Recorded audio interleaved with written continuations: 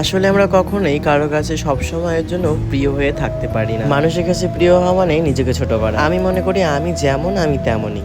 কারো প্রিয় হওয়ার জন্য আমি নিজেকে কখনোই পাল্টাতে পারবো না, আর পাল্টাতে চাইও না। আর একমাত্র ভগবানই আছেন যার কাছে তুমি সব সময় প্রিয়। আমরা তার কাছে শত শত অভিযোগ করলেও তিনি কখনো মুখ ফিরিয়ে নেন না। সব কথা তার সাথে সবকিছু বললেও তিনি কখনো বিরক্ত হন। একমাত্র তিনিই আছেন যিনি নাকি আমার সব থেকে প্রিয়, এবং আমিও তার কাছে সব থেকে। আমি মনে করি এই দুনিয়ায় কারো কাছে প্রিয় হয়ে ওঠার কোনো দরকার নেই, কারণ তিনি একদিন না একদিন ছলে বলে কৌশলে আপনাকে নিচে নামাবেন। একমাত্র ভগবানই আছেন যিনি নাকি কারোর সাথে বেইমানি করেন। তাই সবার কাছে প্রিয় না হয়ে ভগবানের কাছে প্রিয় হয়ে ওঠো, দেখবে মনে একটা আলাদাই শান্তি পাবে। আমি যদি আমার জায়গায় সৎ থাকতে পারি তাহলে মানুষ আমাকে হাজার অবিশ্বাস করলেও আমার তাতে কিছু যায় আসে না, কারণ আমি এবং আমার ভগবান জানে আমি কি করেছি কি না। তাই কাউকে বিশ্বাস করানোর ইচ্ছেটুকুও আমার মরে গেছে। আসলে কি বলতো, মানুষ যেখানে স্বার্থ সিদ্ধি করতে পারে না, ঠিক সেখানেই গিয়েই ছোবল। মানুষের সাথে সম্পর্ক না ভালো করে ভগবানের সাথে ভালো করে সম্পর্ক তৈরি করুন।